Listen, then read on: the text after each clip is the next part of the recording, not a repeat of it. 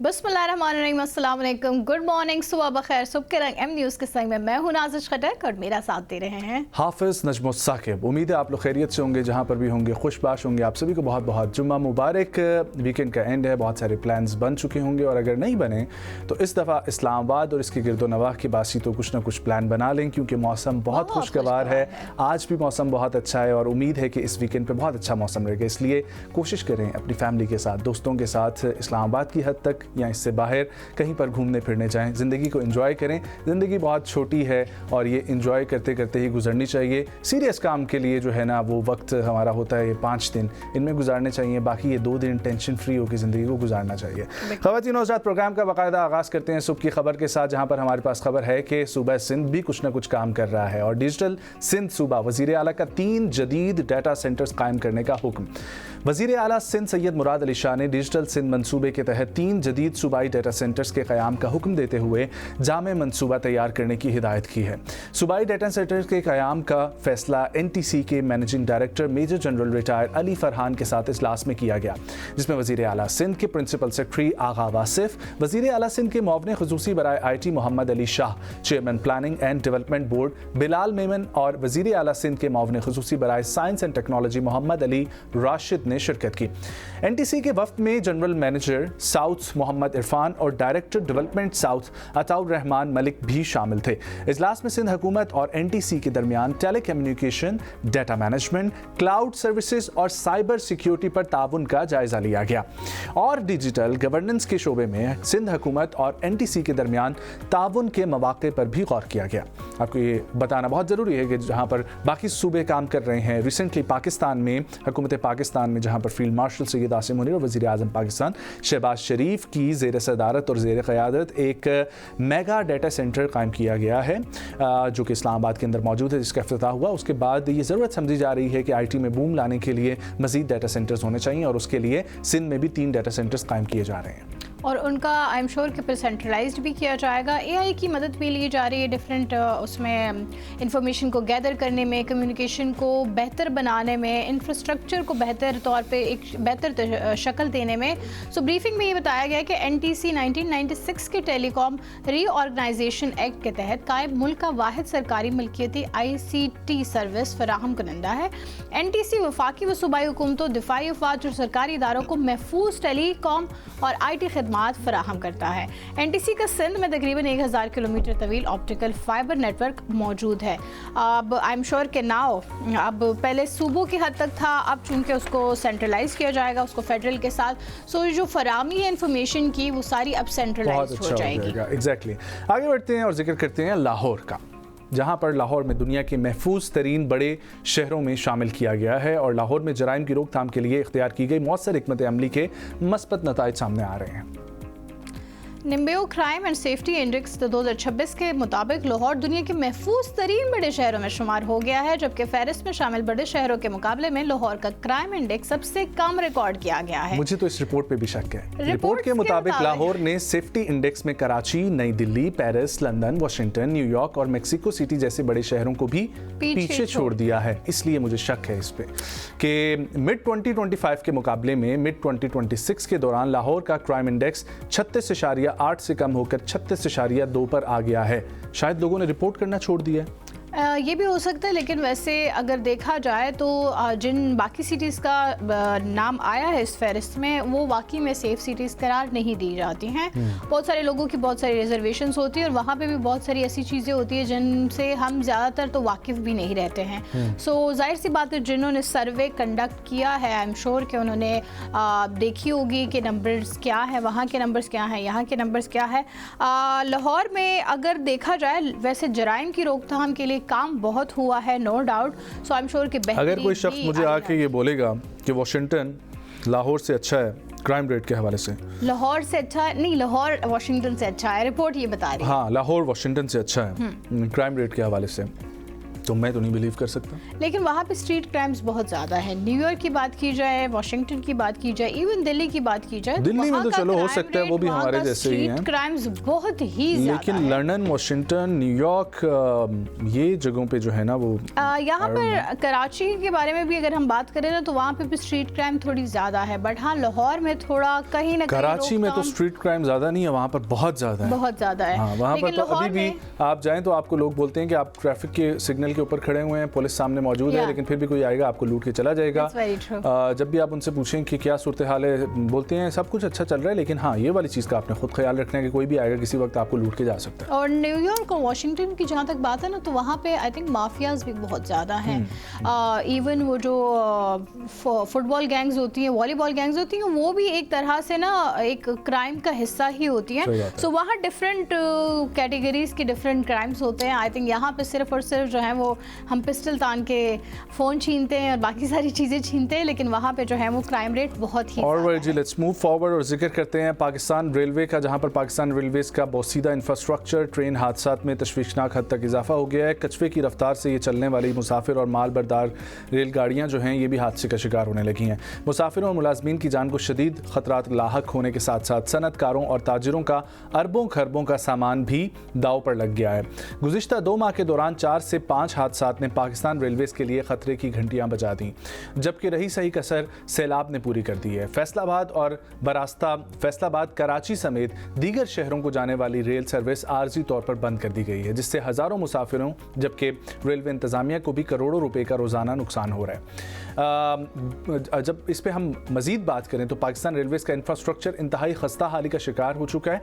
मुसाफिर train हो या माल बरदार रेलगाड़ी, वो कछुए की रफ्तार से चलने पर मजबूर है। अगर रेलगाड़ी की स्पीड बढ़ाएं तो रेलगाड़ियों का पटरी से उतर जाना पहले से ही जो है वो तय होता है, और मुसाफिरों के साथ साथ ताजिर सनतकार जो हैं उनका भी काफ़ी नुकसान हो रहा है। बिल्कुल जाहिर सी बात है, रेलवे के थ्रू बहुत सारा ट्रेड भी होता है, बहुत सारी चीज़ें जो हैं वो इसी रास्ते से आप भेजते होते हैं कहीं और।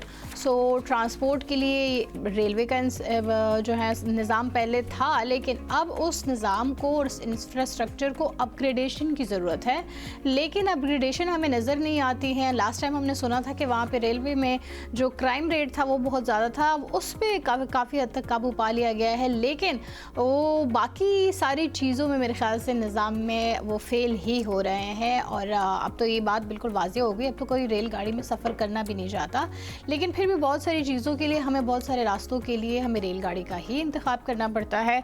वी होप कि रेल का जो निज़ाम है और रेल की जो पटरियाँ हैं स्पेशली, उस पर तो एटलीस्ट काम हो जाना चाहिए कि जो कोई भी एटलीस्ट थोड़ा बहुत सफ़र कर भी रहा है। वैसे तो देखने में जो आ रहा है बहुत सारा काम ये लोग कर रहे हैं। हनीफ अब्बासी जो मिनिस्टर हैं इस वक्त रेलवे के, एक तो मुझे ये नहीं समझ आती रेलवे की मिनिस्ट्री है ही क्यों।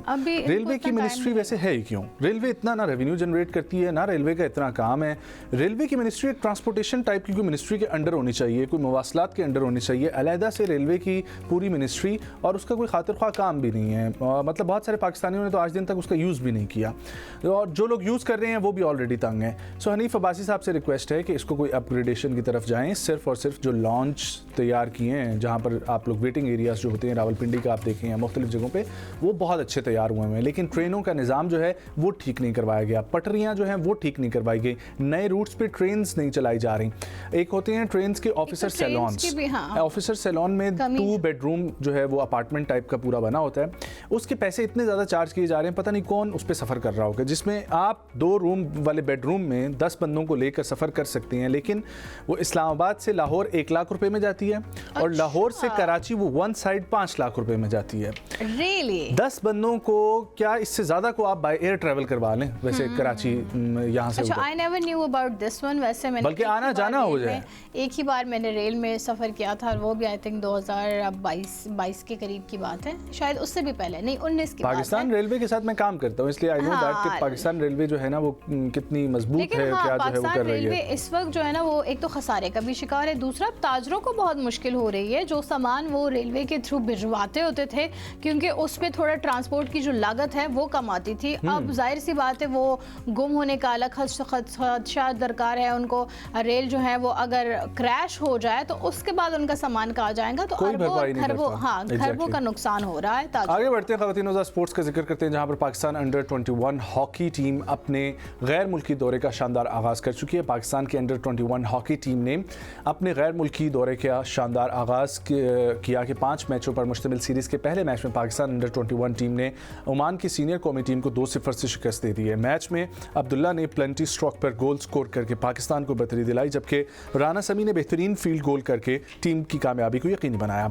यहाँ ये बात काबिल जिक्र है कि ये मुकाबला इंतहाई सख्त और नामुनासिब मौसमी हालात में खेला जा रहा था। दर्जा हरारत 40 डिग्री सेंटीग्रेड था, जबकि शदीद हब्स के बायस इश्क की शिद्दत 45 डिग्री सेंटीग्रेड तक महसूस की जा रही थी। ज़राए के मुताबिक ये मैच असल में शेड्यूल के तहत रात को खेला जाना था, ताहम अचानक आने वाले समंदरी बगोले नारनेडो के बायस मरकजी ग्राउंड को शदीद नुकसान पहुंचा, जिसके बाद इंतजामिया ने हंगामी बुनियादों पर मैच का वक्त तब्दील करके उसे दोपहर 4:30 पर जो है मुंतकिल कर दिया। दोनों टीमों को तेज़ धूप और शदीद गर्मी के बावजूद मैदान में उतरना पड़ा। ना मुनासिब हालात की वजह से पाकिस्तान खिलाड़ियों ने बेहतरीन फिटनेस, डिसिप्लिन और टीम वर्क का मुजाहरा किया। सीनियर बैनुल अक़वामी टीम के खिलाफ ये फतह नौजवान खिलाड़ियों के एतमाद में इजाफा करेगी और आने वाले मुकाबलों की तैयारियों के हवाले से इंतहाई अहम पेशरफ्त करार दिया जा रहा है इसे। इंशाल्लाह ऐसा ही हो। और जाहिर सी बात है पाकिस्तान की अंडर 21 की जो टीम है वो बहुत अच्छा परफॉर्म कर रही है, और हम तो हमेशा से वैसे ये भी कह रहे हैं कि हॉकी को तवज्जो दी जानी चाहिए, हॉकी को तवज्जो देनी चाहिए। और इवन क्रिकेट में भी अब शायद हमें ये अपना लेना चाहिए जो वसीम अकरम की एक बात थी कि हमें जो है अपनी अंडर 19 टीम को खिला लेना चाहिए, बजाय इसके कि हम जो इंटरनेशनल प्लेयर्स को अपने खिला रहे हैं उनको आप जो है मौका दे। वो भी हारेंगे तो कम से कम एटलीस्ट हम ये कहने जोगा तो होंगे कि वो बड़े लड़के ले आते हैं, हम छोटे बच्चे हैं, बड़ों के साथ खेल रहे थे और उनकी ट्रेनिंग भी साथ साथ होती रहेगी, क्योंकि हार तो हम अभी भी रहे हैं, तो तब भी हारेंगे तो what's a big deal, but at least कोई पोटेंशियल हमें बाद में नजर तो आएगा, कोई बेहतरी की उम्मीद तो नजर आएगी। तो आई थिंक हमें वही तरीकाकार अब अपना लेना चाहिए। ख़वातीन और हज़रात, फिल्म जुमांजी के मद्दाहों के लिए खुशखबरी है। नई फिल्म ओपन वर्ल्ड का सनसनीखेज ट्रेलर जारी कर दिया गया है। हॉलीवुड की मकबूल एक्शन और एडवेंचर फ्रेंचाइज जुमांजी एक बार फिर शायकीन को सनसनीखेज सफर पर ले जाने के लिए तैयार है। सोनी पिक्चर्स ने सीरीज की नई फिल्म जुमांजी ओपन वर्ल्ड का पहला ट्रेलर जारी कर दिया है, जिसमें पुरानी और पसंदीदा कास्ट एक बार फिर अपने मशहूर किरदारों के साथ एक्शन में नजर आ रही है। गैर मुल्की मीडिया रिपोर्ट्स के मुताबिक ट्रेलर में ड्वेसन जॉनसन, केविन हार्ट, जेक ब्लैक और कैरन ग्लेन की वापसी दिखाई गई है। चारों अदाकार एक मरतबा फिर पुरस्कार और खतरात से भरपूर जुमांजी की दुनिया में दाखिल हो रहे हैं। तैयार रहें, आपके घरों के पास जल्द ही सिनेमास में मौजूद होगी जुमांजी ओपन वर्ल्ड। जाइएगा अपनी फैमिली के साथ, दोस्तों के साथ एंजॉय कीजिए, क्योंकि बहुत ही मजे की फिल्म सीरीज है। बिल्कुल, बहुत ही अच्छी सीरीज है। क्या आपको जो है ना एंटरटेनमेंट मिलता है और क्या आपको लाफ्टर मिलता है ये देख के, वंडरफुल फिल्म। आगे बढ़ते हैं, जिक्र करते हैं कि जी बरतानिया में एक नया रिकॉर्ड कायम हुआ है। वो रिकॉर्ड किस चीज़ का है? 1 मिनट में ज़्यादा फिश स्टिक्स खाने का बरतानिया से ताल्लुक रखने वाले 32 साला नेथन डेविस ने ये रिकॉर्ड अपने नाम किया। 1 मिनट में 15 फिश फिंगर्स यानी कि फिश स्टिक्स खाकर गिनीज वर्ल्ड रिकॉर्ड में अपना नाम इन्होंने दर्ज करवाया है।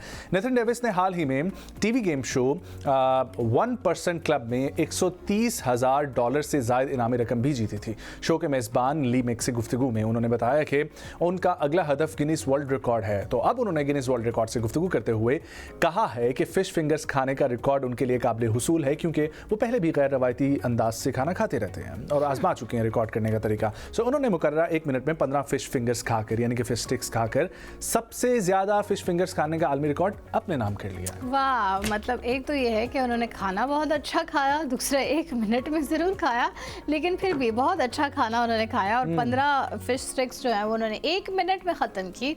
वैसे अगर ऐसा ही किया जाए तो आपका पसंदीदा खाना खा के आई थिंक हम भी कोई रिकॉर्ड बना सकते हैं। बिल्कुल, आपका क्या पसंद है जिस पे आप रिकॉर्ड बना सकती हैं? ऐसी क्या चीज़ है जिसको खा के आप रिकॉर्ड बना सकती हैं? एक तो मुझे मेरी वाइफ से पूछा जाए तो शी विल बी लाइक ये डम्पलिंग्स खा के जो है ना मैं रिकॉर्ड रिकॉर्ड बना सकती हाँ, वैसे डम्पलिंग्स मैंने भी एक दिन में एक बार, वैसे मैं बहुत कम चीज़ें खाती हूँ, मतलब खाने में मैं पोर्शन कम ही रखती हूँ, लेकिन एक बार मुझे याद है मैंने 24 डम्पलिंग्स खा ली थी। दैट वाज माय 24 डम्पलिंग्स, गोलगप्पे खा के भी वैसे रिकॉर्ड बनाया जा सकता है। गोलगप्पे मैं हाँ इतना पसंद नहीं करती, बट या I think dumplings I can do that. और अदरवाइज चलें जी, फिर बात करते हैं गिनीज वर्ल्ड रिकॉर्ड से। पहले डम्पलिंग का कोई रिकॉर्ड देखेंगे, क्या पता ऑलरेडी रिकॉर्ड मौजूद हो, फिर उसको आपने अबूल करना होगा, उसको मैंने हाँ तोड़ना होगा। आगे बढ़ते हैं, स्पोर्ट्स का जिक्र करते हैं। कॉमनवेल्थ गेम्स की कौमी बॉक्सर फातिमा जहरा ने वुमेन बॉक्सिंग में पाकिस्तान के लिए मेडल यकीनी बना दिया। कॉमनवेल्थ गेम्स में पाकिस्तान को पहली अच्छी खबर मिल गई है। कौमी खातून बॉक्सर फातिमा जहरा ने वुमेन बॉक्सिंग के क्वार्टर फाइनल में कामयाबी हासिल करके सेमीफाइनल के लिए क्वालिफाई कर लिया है। पाकिस्तान की खातून बॉक्सर फातिमा जहरा ने कॉमनवेल्थ गेम्स में 60 किलोग्राम कैटेगरी के क्वार्टर फाइनल में न्यूजीलैंड की जॉर्डन विल्सन को एक तरफा मुकाबले के बाद 5-0 से शिकस्त देकर सेमीफाइनल के लिए क्वालिफाई कर लिया। ग्लासगो के SEC हॉल 5 में खेले गए मुकाबले में फातिमा जहरा ने तीनों राउंड्स में उम्दा कारकर्दगी का मुजाहरा किया और 5वें जजेस ने उन्हें फातेह करार दिया।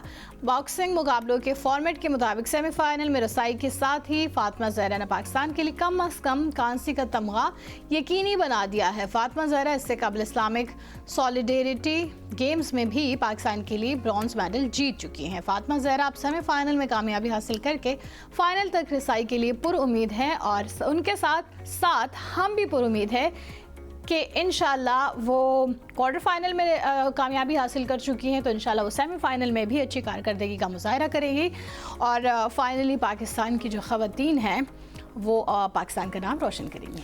आगे बढ़ते हैं और जिक्र करते हैं ICC men's cricket world cup की, जहां पर 2027 के 12 वेन्यूज़ का ऐलान कर दिया गया है।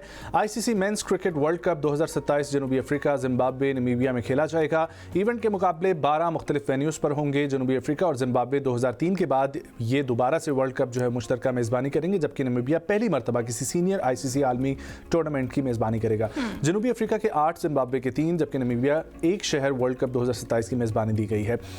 ICC men's cricket world cup 2027 के लिए जनूबी अफ्रीका के 8 शहरों में जोहान्सबर्ग शामिल है और वर्ल्ड कप की मेज़बानी देना इनको वाज़ेद की गई है, जबकि वर्ल्ड कप 2027 में 14 टीमें टाइटल के लिए एक्शन में होंगी। इवेंट में मजमूई तौर पर 57 मैचेस खेले जाएंगे और ICC ने वर्ल्ड कप 2027 के लिए नया 3 मरहलों पर मुश्तमिल फॉर्मेट मुतारिफ करवा दिया है। पहले हम देखते थे कि 2 मरहलों पर होता था, मेरे ख्याल है फीफा से इन्होंने भी इंस्पिरेशन ली है, जहाँ पर 3 ममालिक में इस दफ़ा फीफा खेला गया, उसी तरीके से वर्ल्ड कप भी खेला जाएगा, which is a good thing. 3 ममालिक में डिवाइड हो जाना चाहिए। बहुत सारे लोगों को एक ही ममालिक की वजह से वहाँ पर लोड भी बढ़ जाता है, सिक्योरिटी रीजंस भी बढ़ जाते हैं, बहुत सारे लोगों को मौका भी वीज़ा भी नहीं मिलता। या एग्जैक्टली, तो उसकी वजह से बहुत अच्छा है कि जिम्बाब्वे का वीज़ा मिल जाता होता है आपको इजीली, नमीबिया का मिल जाएगा, साउथ अफ्रीका भी मिल जाता होता है, तो बहुत सारे लोग जो तीनों में से एक जगह का तो मिल ही जाएगा, राइट? हाँ, so I think it is a good thing. 2027 में फाइनली हमें जो है वो ICC की तरफ से मेंस क्रिकेट वर्ल्ड कप मिलेगा, लेकिन let's hope for the best कि कौन जीतता है। ये तो अभी से ही तैयारी पकड़ लें तो बेहतर है, अभी वैसे भी टाइम है, बेहतर तैयारी के साथ बेहतर परफॉर्म भी किया जा सकता है। तो इसी के साथ पहला सेगमेंट हुआ जाता है हमारा ख़त्म। ब्रेक शामिल करते हैं, वापस आएंगे,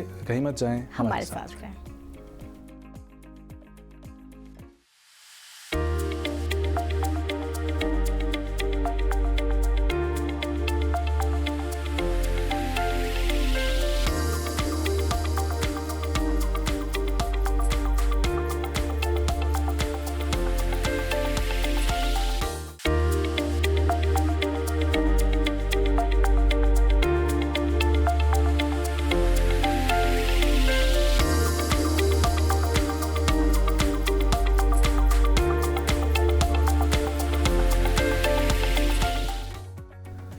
ख़वातीन और हज़रात, एक बार फिर से आपको प्रोग्राम में कहेंगे खुश आमदीद। ये बहुत ही इंटरेस्टिंग टॉपिक है।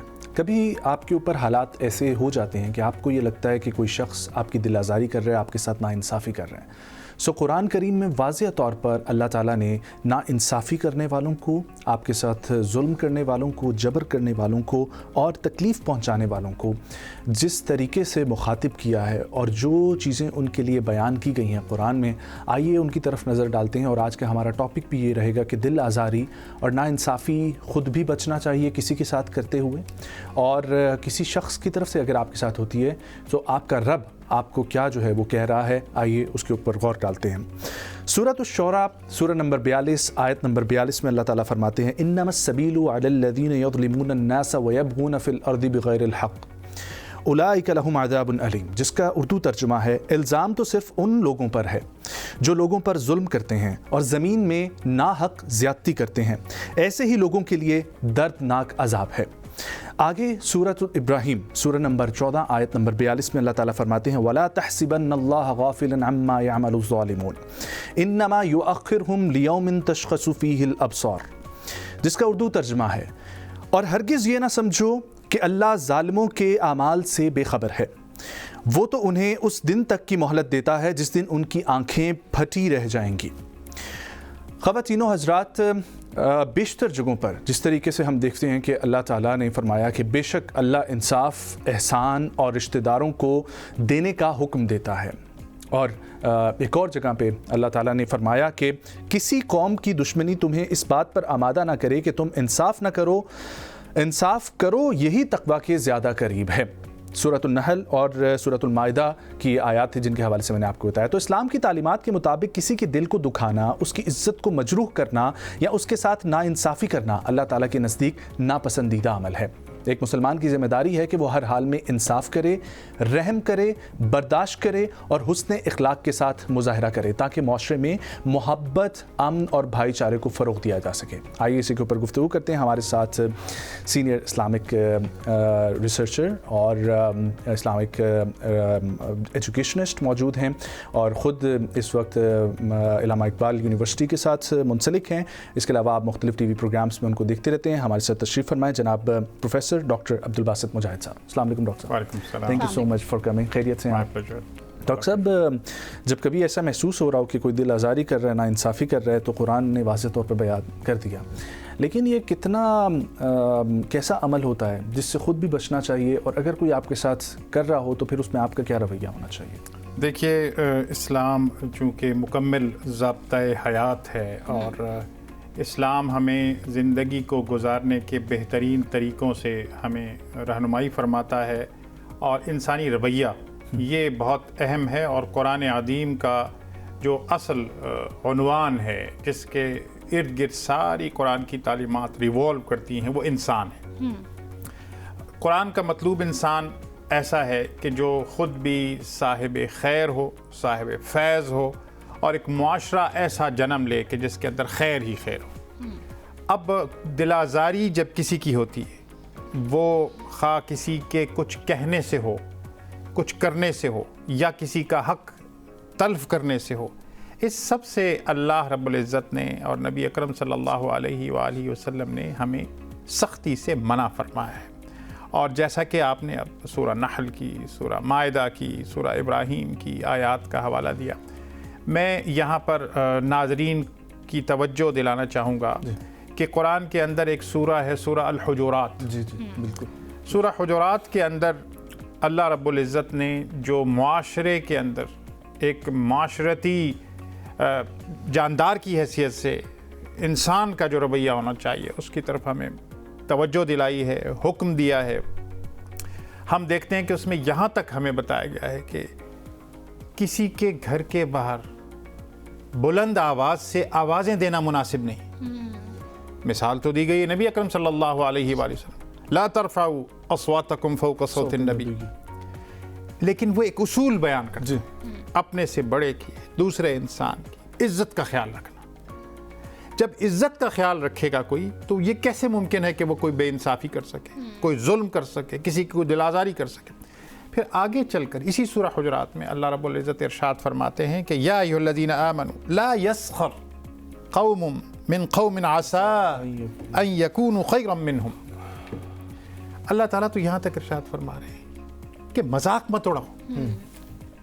कोई मर्द किसी दूसरे मर्द का मजाक ना उड़ाए, और कोई खातून किसी दूसरी खातून का मजाक ना उड़ाए। और साथ क्या नोट्स दिया अल्लाह रब्बुल इज़्ज़त ने? अल्लाह ने फरमाया कि कहीं ऐसा ना हो कि वो तुमसे बेहतर हो, और इसका इम्कान मौजूद है कि तुमसे बेहतर हो, तुम्हें वो एस्पेक्ट पर्सनालिटी का पता ही ना हो। एग्जैक्टली। अब यही मामलात आगे चलकर फिर अल्लाह ताला जो इरशाद फरमाते हैं, ये जो नाइंसाफ़ी है ना और दिलाज़ारी, ये क्या क्या शक्लें इख्तियार करती है अल्लाह रब्बुल इज़्ज़त हमें। बल्कि यही सवाल भी बनता था कि इतना सख्त क्यों, इतना संगीन ख़तरा करार दिया गया दिल आज़ारी को। जी वो इसी वजह से कि उसके लिए मिसाल देखें, यानी अल्लाह रब्बुल इज़्ज़त ने इतनी सख्त मिसाल मैं कहूँगा कि नहीं दी इन माशरती रवैयों को कंट्रोल करने के लिए, इंसान को इंसान बनाने के लिए। वो जैसे कुरान कहते हैं ना, या अय्युहल्लज़ीना आमनू आमिनू, ऐ लोगों जो ये दावा करते हो कि हम ईमान ले, ईमान ले आओ। इसी तरह मैं समझता हूँ कि असल में अल्लाह ताला ये भी इरशाद फरमा रहे कि ऐ इंसान हो, इंसान बन जाओ। उसमें अल्लाह रब्बुल इज़्ज़त यहाँ तक इरशाद फरमा रहे हैं कि एक तो ये कि दूसरों के बुरे नाम ना रखो, यानी हमारे यहाँ जो हम उसे एक सोशल नॉर्म्स समझ लेते हैं, हमारे दही इलाकों में भी और शहरी इलाकों में भी लोगों के उल्टे पुल्टे नाम रख देते हैं। यानी किसी के अंदर कोई खुदा ना खास्ता, हाँ, यानी उसके कद के हिसाब से, उसके ज़ाहिरी आज़ा के एतबार से हम उसके नाम लेते हैं और इसको बड़ा कॉमन समझते हैं। यानी हमारी जो खुदा ना खास्ता कोई हकलाता है तो उसको हमने बुला दिया, किसी आंख का मसला है, किसी का और कोई मसला है, किसी का वज़न ज़्यादा है या वज़न कम है, ये इसमें देखें इंसान का अपना तो कोई कंट्रोल नहीं है अल्लाह की तरफ से। तो अल्लाह ने कहा कि आप दूसरों के बुरे नाम ना रखो, अलकाबात ना दो, लोगों का मजाक ना उड़ाओ। इसके साथ साथ अल्लाह ताला इसी सूरह हुजरात में फरमाते हैं कि लोगों के बारे में बदजनी ना करो, यानी गुमान ना करो। फिर कहा कि बाज़ गुमान जो होते हैं वो बहुत बुरे होते हैं। ये बदगुमानी देखिए, ये वो रूट कॉजेज हैं जो नाइंसाफ़ी की तरफ जाते हैं। बिल्कुल सही बात है। वो जो कहा जाता है ना इस मॉडर्न वर्ल्ड के अंदर कि आप आज़ाद हैं और आप अपने हाथ पांव घुमा सकते हैं, लेकिन जहाँ से दूसरे की नाक शुरू हो जाती है वहाँ तक है। तो लिहाजा हर आदमी का अपना एक दायरा है, उस दायरे में ही उसे इस्तेमाल करना चाहिए। और अगर हम आगे चल के एक और बात जो मैं यहीं पर करना चाहता हूँ वो ये कि देखें, एक चीज़ जिसको हमने उमूमी तौर पर एक यानी बेज़रर समझ रखा है और अपना एक रवैया बना रखा है, वो गीबत है। जी, मैं जिसकी तरफ इशारा कर रहा था वो ये था कि अल्लाह रब्बुल इज़्ज़त ने फरमाया कि तुम में से कोई किसी की गीबत न करे, और उसके लिए जो मिसाल दी है, यानी आदमी कांप जाता है। अल्लाह ताला कहता है क्या तुम ये पसंद करोगे कि तुम अपने मुर्दा भाई का गोश्त नोच नोच कर खाओ? कहा कि ये उससे भी बदतर बात है।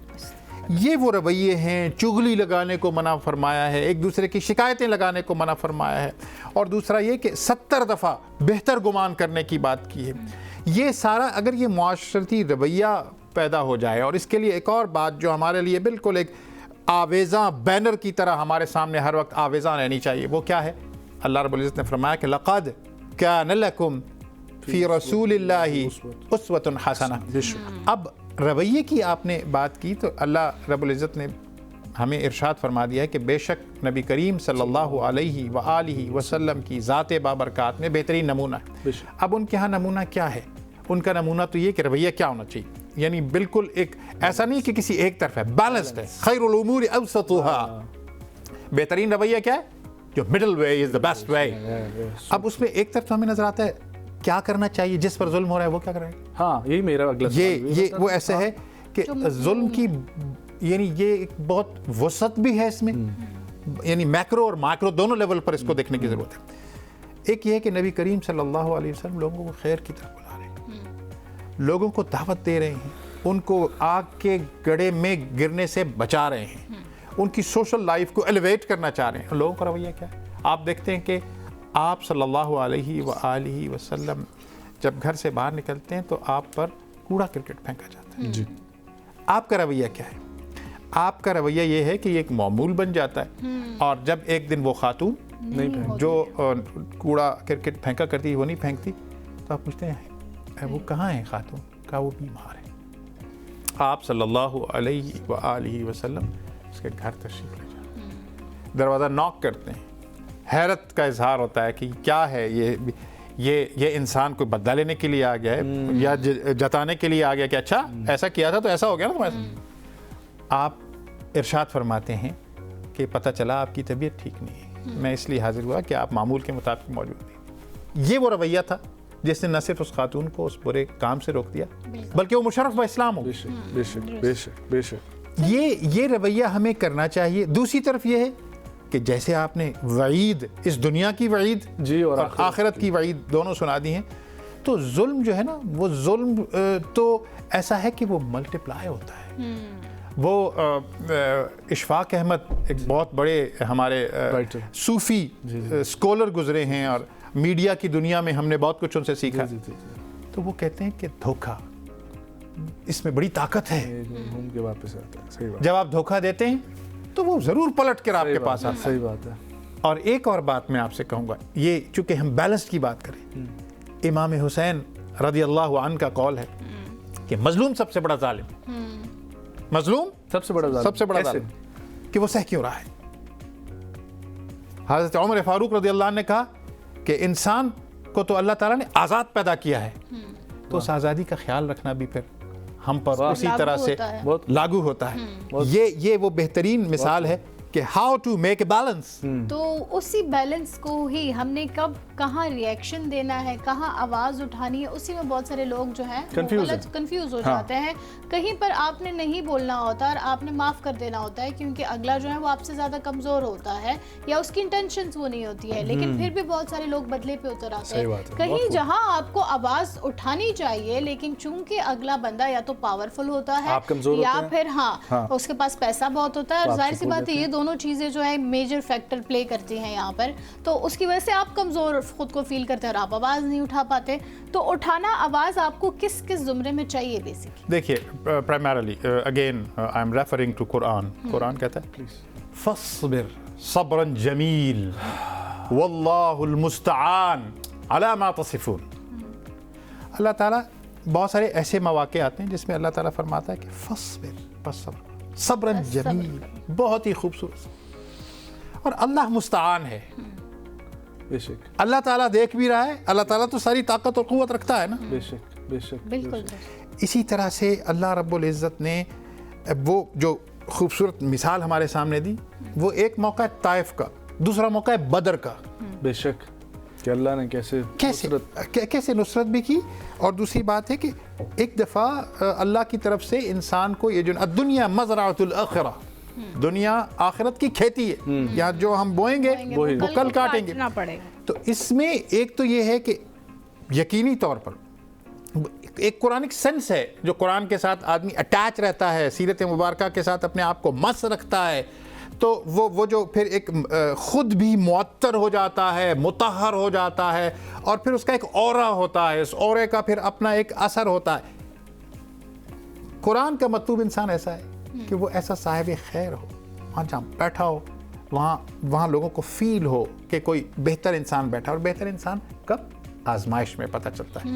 आप जो बात कर रही थी उसको हम ज़रा बिल्कुल ऐसे लेवल पर लाते हैं, घर के लेवल पर, ख़ानदान के लेवल पर। सम टाइम कोई घर में गुस्से में होता है, ठीक है, गुस्से में है और वो नाइंसाफ़ी की बात कर रहा है, दिल आज़ारी की बात कर रहा है। अब अगर दूसरा शख्स भी उसी वक्त उसी तरह रिएक्ट करेगा तो बात बढ़ जाएगी जी।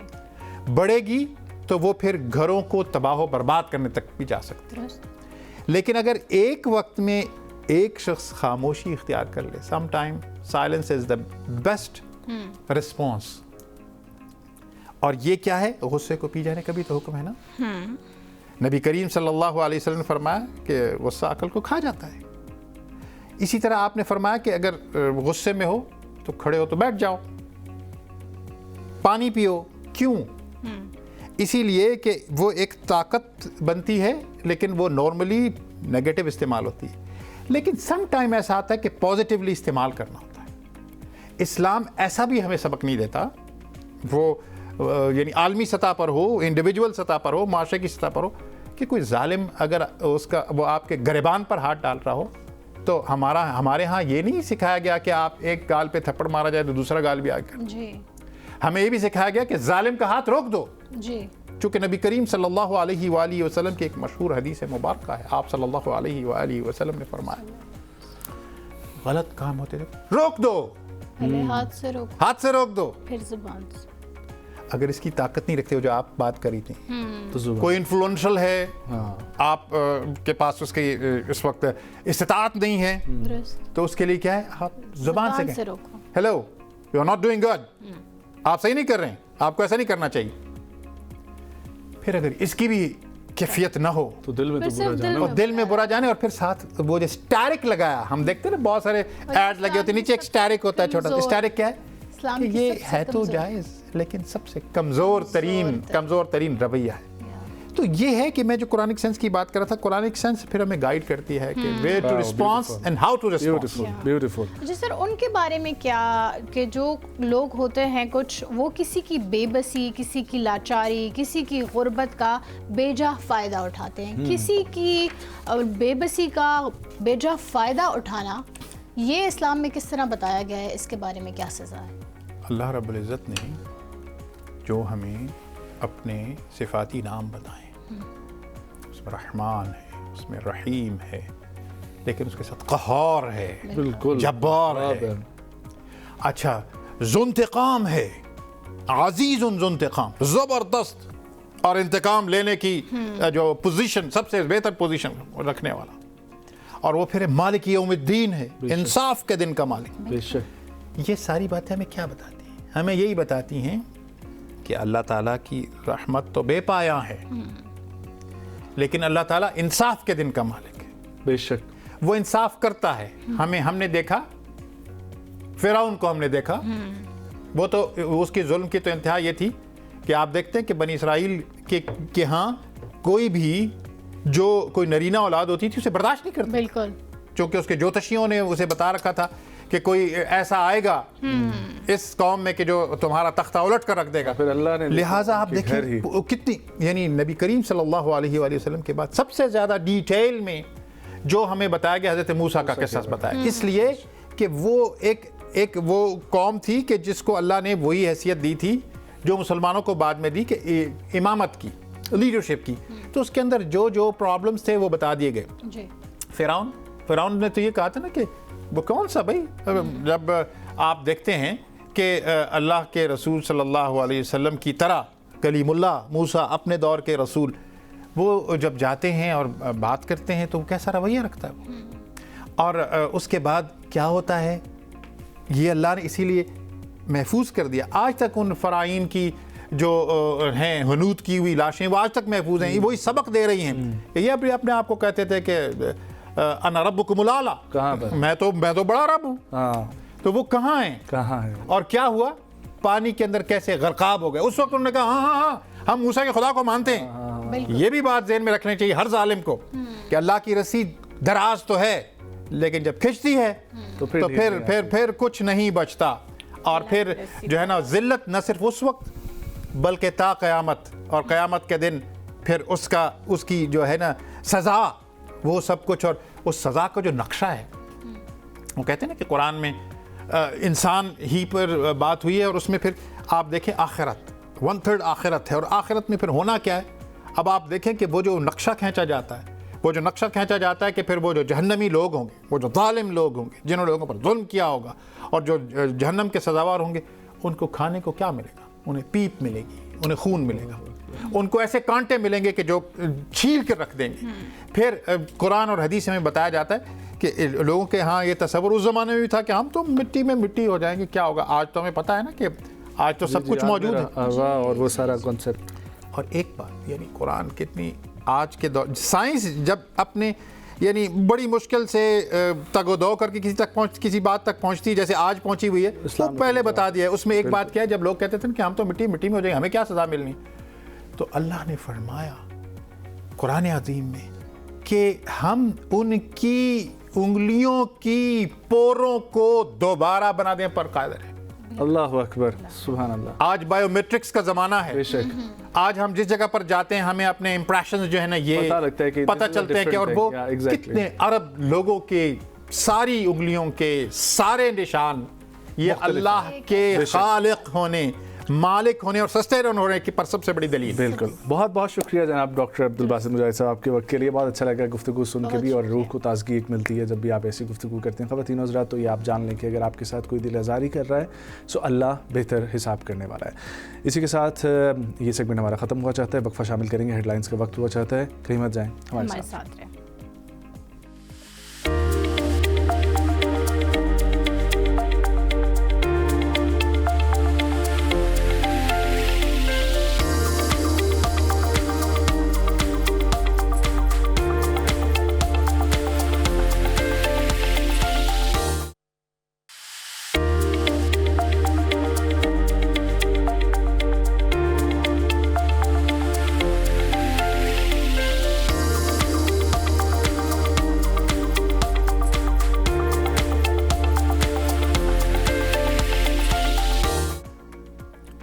Welcome back. इस सेगमेंट में हम बात करेंगे ब्यूटी से रिलेटेड। ब्यूटी जो है वो जाहिर सी बात है हमारी अंदरूनी भी होती है, लेकिन आजकल हम ज़्यादा बाहर वाली जो ज़ाहिरी खूबसूरती होती है उस पर ज़्यादा काम करते हैं, उस पर हमारा फोकस भी ज़्यादा है। इसीलिए अगर हम देखें तो एस्थेटिक्स और जो एस्थेटिक प्रोसीजर्स हैं उनका भी रिवाज बहुत आम होता जा रहा है। लेकिन ब्यूटी प्रोडक्ट्स जो होती हैं वो बेसिकली हमारी जिल्द के हिसाब से कौन सी हमें इस्तेमाल करनी चाहिए, क्योंकि बहुत सारी ऐसी ब्यूटी प्रोडक्ट्स का इस्तेमाल होता है जो हर स्किन टाइप के लिए बेहतर नहीं होती है। लेकिन हम चूंकि खूबसूरत दिखना चाहते होते हैं और फॉर द मोमेंट तो हम खूबसूरत नज़र आ जाते हैं, लेकिन वो हमारी स्किन को किस तरह डैमेज करती है इस पर हम बात करना चाहेंगे।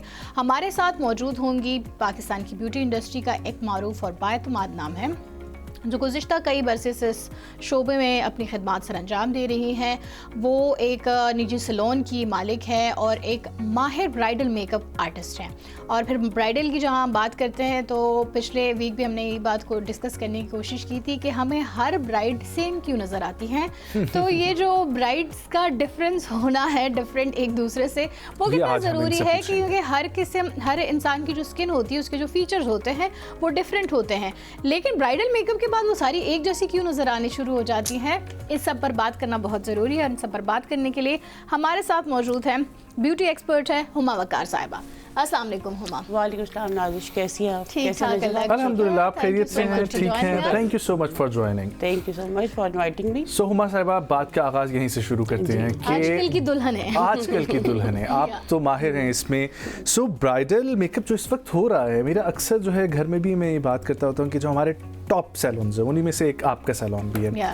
ख़वातीन जाती हैं, अपने खदोखाल उनके मिट जाते हैं, एक बिल्कुल नया कैनवस तैयार होते हैं और उस पर हमारी दुल्हन तैयार होकर सामने आती हैं। ऐसा क्यों है? नजब, बहुत अच्छा क्वेश्चन किया आपने मुझसे, क्योंकि मेजॉरिटी जब ब्राइड्स मेरे पास आती हैं तो उनके पास कोई रेफरेंस पिक होती है कि जी मुझे ऐसा बनना है। तो मैं उनको ये समझाती हूँ कि देखिए, आपके अपने फीचर्स हैं, अल्लाह ने आपको आपकी पर्सनल पर्सनैलिटी के साथ बनाया है। हाँ। तो आप दूसरे को कॉपी करने के बजाय आप अपने आप को इन्हांस करें, अपने आप को ग्रूम करें, वो आप ज़्यादा बेटर लगेंगी बजाय इसके कि आप किसी का फेस अपने ऊपर लगा लें। और देखिए, मेकअप जो नाम है वो कोई नीला पीला कर देने का नाम नहीं है। एक्चुअल मेकअप का जो मकसद है वो ये है कि देखिए, हर शख्स खूबसूरत है क्योंकि अल्लाह की बनाई हुई मखलूक है हम सब। लेकिन वो जो उन्होंने थोड़ा बहुत फ्लॉज छोड़े हुए, वो हमारी इंडस्ट्री के लिए छोड़े हुए कि चलिए आपका काम चलता रहे। सही बात है। तो इसमें सबसे बेस्ट क्या है कि जो आपके अच्छे फीचर्स हैं, मेकअप का जो मतलब है वो है, उनको आप इन्हांस कर दें।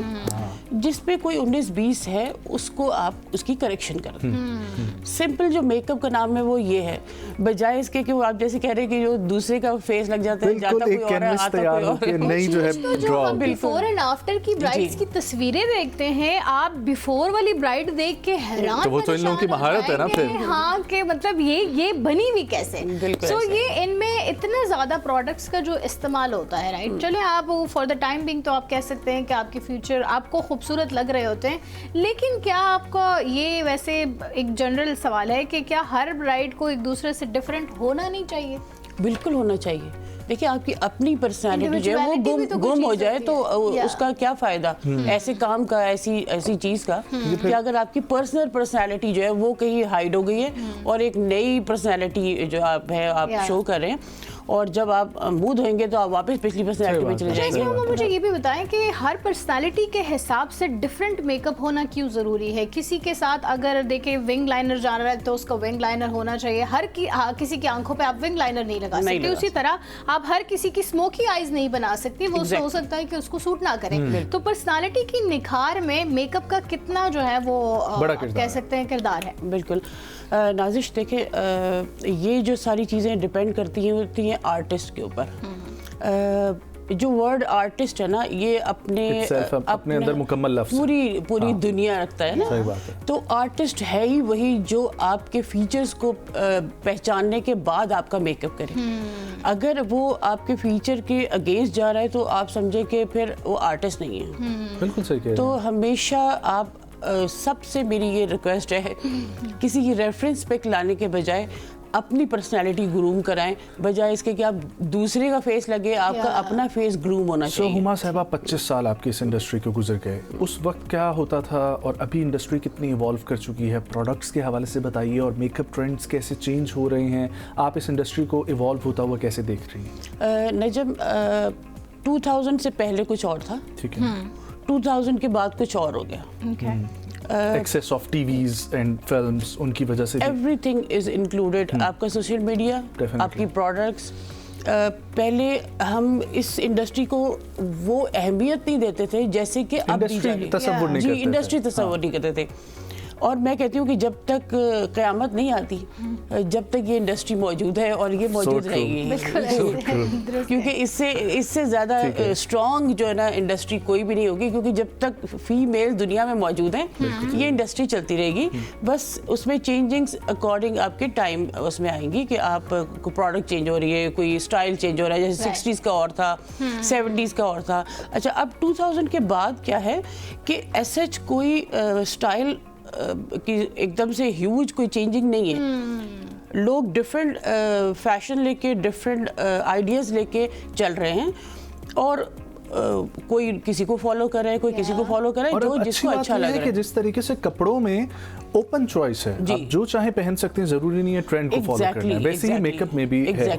और ये जानना कितना ज़रूरी है किसी भी खातून के लिए जो आप लोगों के पास आती हैं, कि उनको ये जानना चाहिए कि उनकी पर्सनालिटी एक डिफरेंट है और उस पर एक डिफरेंट मेकअप होना चाहिए, या उनको जो सूटेबल लगती है चीज़ वो करनी चाहिए। और उसमें भी सबसे बड़ी चीज़, आप लोगों को सुनना कितना ज़रूरी है उन्हें, कि आप लोगों की बात मानना कितना ज़रूरी है? हाँ नजम, बहुत अच्छा क्वेश्चन किया आपने, क्योंकि मेरे पास मेजॉरिटी जो क्लाइंट्स आते हैं ना, स्पेशली जो 40 के बाद के अच्छा, ठीक है, वो ये चाहती हैं कि हमारा वो 16s वाला 17s वाला मेकअप हमारे पास जाए। देखिए, विश करना बुरी बात नहीं है, लेकिन उसके ऊपर इंसिस्ट करना जो है वो बुरा है। कि अगर तो आपकी स्किन बहुत अच्छी है, आपने अपनी बहुत अच्छी केयर की हुई है, आपके पोर्स ओपन नहीं है, रिंकल नहीं है, तो हम ऑफ कोर्स वो मेकअप उनके ऊपर अप्लाई कर सकते हैं। और अगर वो 16 में नहीं जाएंगी तो 20s में चली जाएंगी, 25 में चली जाएंगी।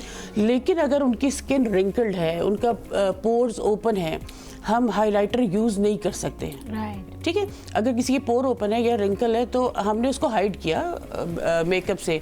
अब अगर जिस चीज़ को हमने हाइड किया, हमने हाइलाइटर लगा के उसको दोबारा से हाईलाइट कर दिया, तो वो फिर हमारा काम जो है वो आप उस वक्त तो शायद अच्छा लगे, लेकिन 1 घंटा गुजरेगा, आपकी बेस ऑक्सीडाइज होगी, तो जो भी नीचे चीज़ें हैं वो बाहर आ जाएंगी, क्योंकि हमने उसको ऑयल जो है ना वो एक्स्ट्रा प्रोवाइड कर दिया।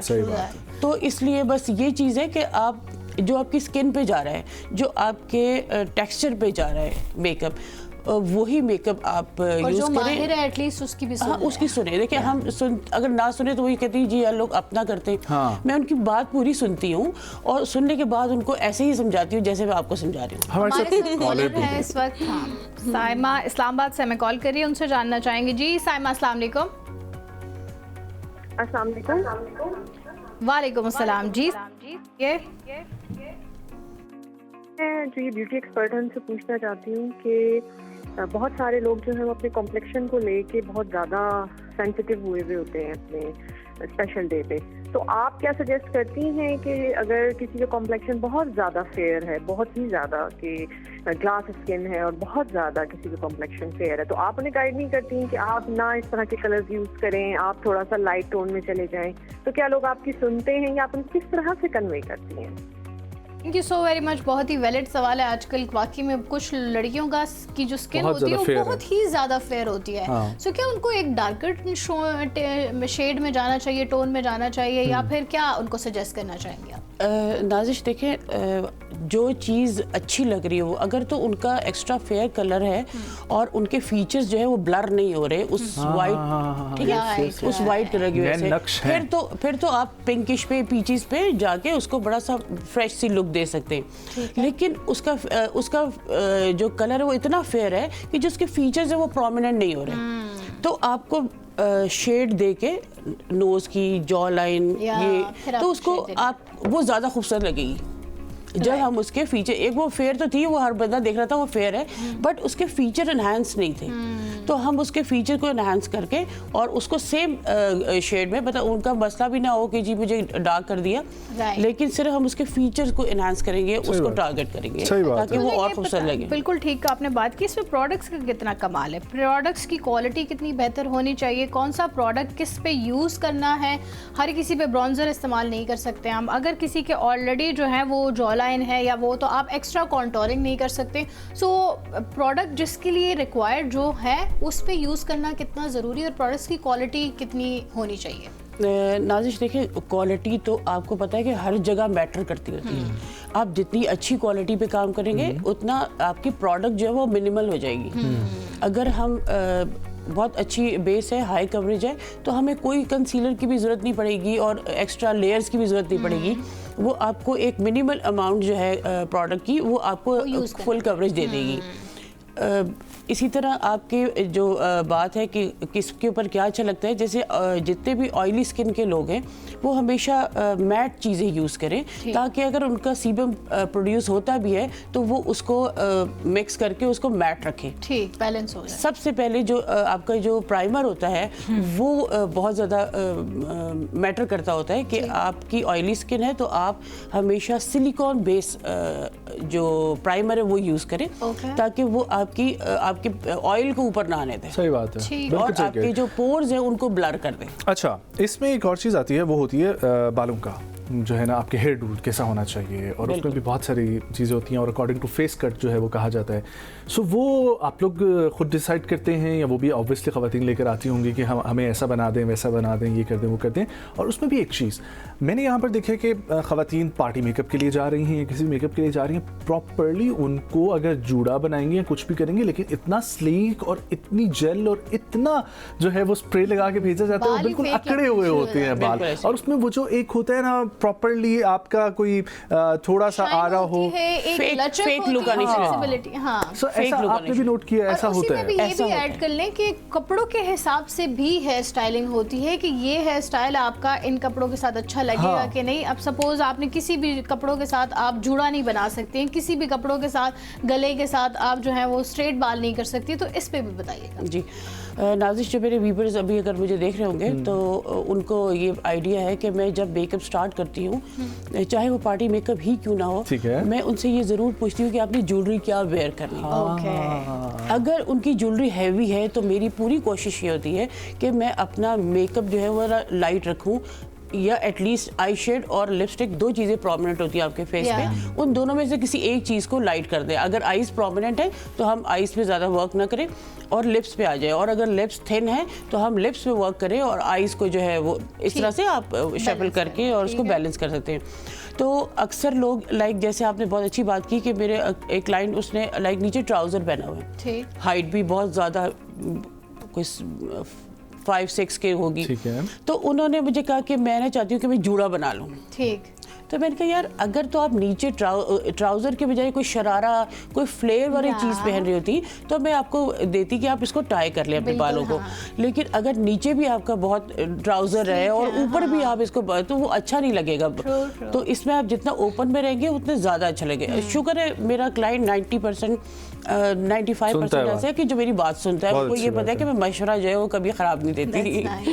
तो वो ये आपने बहुत अच्छी बात की है कि ये ऐसा होता है, ये बहुत ज़रूरी है कि आप ओवरऑल आप ये ना देखें कि यार ये जूड़ा बहुत अच्छा लग रहा है, आप ये देखें कि इस ड्रेस के ऊपर अच्छा लग रहा है या नहीं लग रहा, या आपके बाल ओपन है या किसी भी आपने स्टाइल किया हुआ है, तो वो आप ये चेक करें कि यार जो आपकी ड्रेसिंग है उसके साथ जा रहा है या नहीं जा रहा है। और जो फेक बाल बना देते हैं ना, जब सवाल था कि स्प्रे इतना ज़्यादा कर लेते हैं। अच्छा, आजकल एक मार्केट में बहुत सारी एक और चीज़ चली हुई है जिसके बारे में प्लीज़ बताइएगा। हम सोशल मीडिया पे देखते हैं एक्रेलिक नेल्स, और उसकी वजह से लोग कहते हैं कि इन्फेक्शन भी हो रहा है बहुत सारे ख़वातीन में। वो इन्फेक्शन क्या नेल्स की वजह से हो रहे हैं या उनकी अपनी पर्सनल हाइजीन की वजह से हो रहा है, या और कुछ प्रॉब्लम्स हैं? क्योंकि मैंने देखा है बहुत सारी ख़वातीन यूज़ करती हैं, उससे कोई प्रॉब्लम भी नहीं होती अपने, लेकिन नेचुरल नेल्स जो है ना वो डैमेज हो रहे हैं और वो बिल्कुल कागज़ की तरह होते जाते हैं।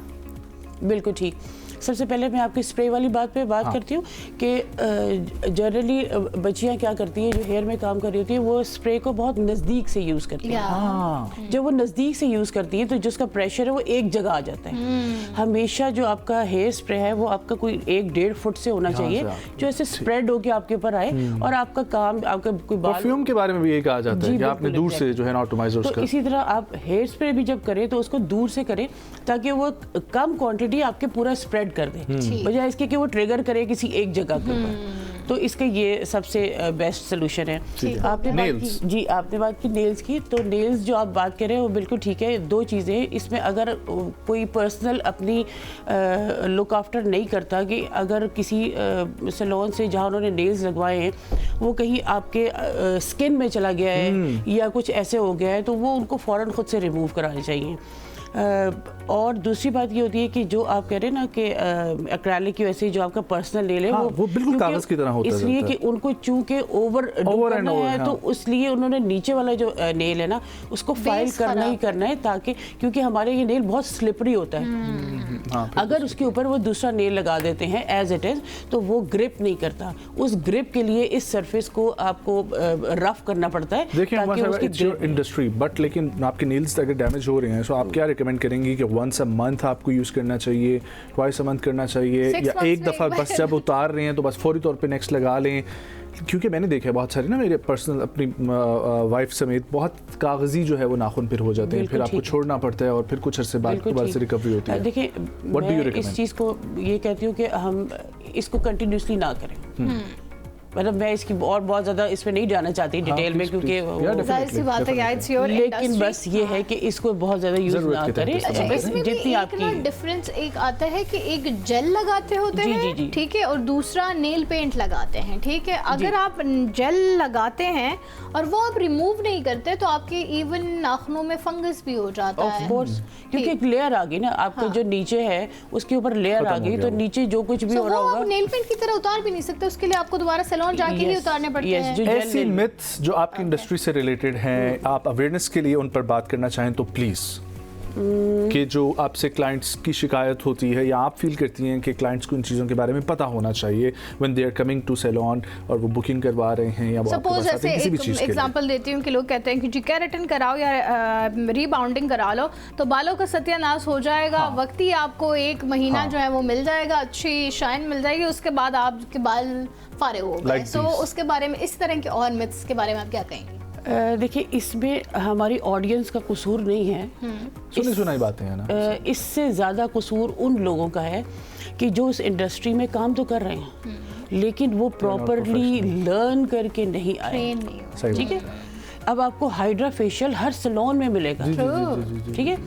अब प्रॉपरली हाइड्रा फेशियल क्या चीज़ है और जो हर सैलून में हो रहा है, जिन्होंने सीखा नहीं है और वो भी कर रहे हैं और उनको पता भी नहीं है कि जो टूल है वो क्या है और वो उसको कैसे यूज़ करना है, उसका इम्पैक्ट क्या है, उसको कितनी देर रखना है।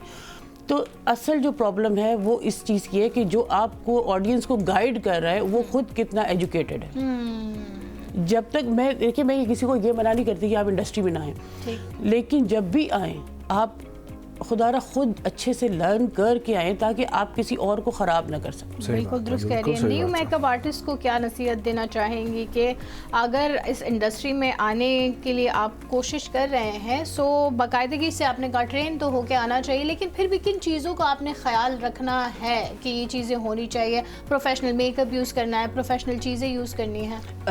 इसमें नाजिश देखिए, अगर आपने भी हमने जैसे बात की कि आए दिन ट्रेंड चेंज हो रहा है, तो सबसे ज़्यादा जो आपको अवेयरनेस होनी चाहिए कि वो क्या न्यू ट्रेंड्स क्या आ रहे हैं, न्यू टेक्निक्स क्या आ रही हैं, न्यू प्रोडक्ट क्या आ रही हैं, जो आप लर्न करके आ गए। अगर आज से मैंने 25 साल पहले सीखा और अगर मैं वही रुकी रहूँ तो मैं आज के साथ मैच नहीं कर सकते, मीट नहीं हो सकता। इसीलिए आपकी जो लर्निंग है उसको ये कभी ना सोचे कि ख़त्म हो गई। आप हर रोज़ हर दिन नई बात सीख रहे और सीखनी चाहिए। अगर आप नहीं सीखेंगे तो आप मीट नहीं कर सकते लेटेस्ट चीज़ों को। अच्छा मुझे ये बताएं, आपने जब सीखा था, ये हमने आपसे पूछा ही नहीं, आप 25 साल का तो एक्सपीरियंस आपका है, उससे तो हमने जान लिया, लेकिन व्हेन यू स्टार्टेड इट, ठीक है, क्या आपका पैशन था कि मैं ब्यूटी इंडस्ट्री में आऊँ, मैं लोगों को खूबसूरत बनाऊँ? आपको खुद खूबसूरत बनने का शौक था या काम के लिए किया इसको सिर्फ? नाजिश अच्छा क्वेश्चन है, जनरली मुझे किसी ने कभी किया नहीं। मैं जब क्लास 9th में थी ओके, तब से मुझे ये शौक पैदा हुआ। Very nice. हाँ, उस वक्त ये नहीं सोचा था कि मैं इसको एज अ प्रोफेशनल लेके चलूंगी, हाँ। लेकिन शौक मुझे उस वक्त भी था अपना भी करने का दूसरों और का। दूसरों का भी करने का। ठीक है। और ग्रेजुअली भाई बहुत स्ट्रिक्ट थे, वो इस इंडस्ट्री में नहीं आने कोई परमिशन नहीं थी, तो शादी के बाद मियाँ को पटा लिया मैंने। वाह, क्या बात है। Tricks for women. ओके, या तो उन्होंने बहुत मेरा साथ दिया और लर्निंग में भी मुझे जुनून था चीज़ें सीखने का कि कोई भी चीज़ कैसे होती है और उस एक्यूरेसी के साथ सीखने, ये नहीं कि बस ठीक है देख लिया और सीख हाँ, लिया, बस नहीं, जब सीख तक लिया। मैं उसके अंदर जाके नहीं देखती ना कि क्या चल रहा है। अच्छा, ये एक और चीज़ आपने बहुत अच्छी मुझे शानदार करा, ये भी बताइएगा कि हम सीख तो लेते हैं, सपोज चले मैंने जो है यूट्यूब की वीडियो लगा के सीख लिया कि जी ये ऐसे करते वैसे करते हैं, उसके बाद उसको प्रैक्टिस करना है, क्योंकि बहुत सारी मेकअप आर्टिस्ट ऐसी होती है वो प्रैक्टिस नहीं करती कि हमारा प्रोडक्ट खत्म हो रहा है या हमारा प्रोडक्ट यूज़ हो रहा है, ठीक है। तो ये practice makes a man perfect जो वाली बात है वो इस 100% इंडस्ट्री में स्पेशली कितनी ज़रूरी है? 100% है, अगर वो नहीं क्योंकि होगी अब तो हर शख्स का फेस सेपरेट है। आपको फीचर समझने हैं, आपको टेक्सचर समझना है, अंडरटोन समझनी है आपको, जब तक डीप जाके आपको नहीं पता चलेगा। जो ऑक्सीडाइज लोग कहते हैं वो ग्रे हो गई, वो ग्रे इसीलिए हो जाती है, आप स्किन के टेक्सचर को, उसकी टोन्स को नहीं समझते, वो किस टाइप की है वो टाइप आप नहीं समझते, ड्राई है, ऑयली है, कॉम्बिनेशन है, रिंकल्ड है, ओपन पोर है, उसका सबसे पहले उसका क्या सोल्यूशन है, उसके कंसीलर्स कौन कौन सी टोन्स किस कलर पे यूज होती है, nice. कौन सा कंसीलर किस उसके साथ कंसील करता है, Right. किसी की डार्क सर्कल्स हैं, फेयर टोन है, मतलब ये सब चीजें जो है ये बहुत ये मैटर आपको प्रैक्टिस से ही जी आती जी जी है। प्रैक्टिस से आती अच्छा, Alright. आपने भी वैसे स्टार्ट में अपना सैलून तो नहीं बनाया No, होगा, no, तो जो देख रहे हैं और वो ये समझते हैं कि जैसे ही हम इस इंडस्ट्री में आएंगे हम अपना ही सैलून खोल लेंगे, सो उनको क्या गाइड करना चाहेंगे? सबसे पहले आपने कहीं काम करना है, सीखना है, ये सब बिल्कुल, कितना ज़रूरी है? बिल्कुल बहुत ज़रूरी है। मैंने आई थिंक के 15 इयर्स काम किया है। अच्छा, पहले Then आपने उसके बाद काम आपने किया, first बाकी अपना से जो है वो जी on जी किया। जी जी वहाँ से 15 आपको साल की जो सीखने है को वो मिला। एक्सपर्टीज की विक्टोरियन बात गाय से मेरा 1 साल की वहाँ से, वेरी नाइस। और वो तो सो मतलब आपने पाकिस्तान के Train टॉप करके जो है पागल वो- कर या सकते हैं। Certification top salons and कितनी everything से ज़रूरी जो है है वो वैसे किया, इस industry और ट्रेंड के साथ अपने आप को जो है एक्टिव रखना। जी। अगर आप अकेले कुल अपने आप को किसी भी इंडस्ट्री में समझ बस, लेते हैं तो exactly. फिर फायदा नहीं है। बस जहाँ आप ये समझते हैं ना कि मैंने बहुत अच्छा कर दिया, पूरा हो जाता है। वो आप समझे कि बस आप देन यू आर डन, फिर आपने इतना अच्छा कर दिया कि बस ठीक है आप खत्म कर बिल्कुल दिया। ऐसे ही है। ठीक है, वेल बहुत बहुत शुक्रिया हुमा वकार साहिबा आपके आने के लिए, और बहुत अच्छा लगा आपसे डिस्कस Thank you so करके। much. और ये भी एक बहुत प्रॉपर इंडस्ट्री है जिसके साथ बहुत सारे बहुत लोग बड़ी डेली की industry बुनियाद है। पर जो है वो जुड़ते हैं, इसलिए इसके बारे में जानना बात करना बहुत ज़्यादा ज़रूरी है। ब्रेक शामिल करते हैं, वापस आएंगे और बड़ा इंटरेस्टिंग सा अगला हमारा सेगमेंट होगा, कहीं मत जाएं, हमारे हमारे साथ साथ। रहिए।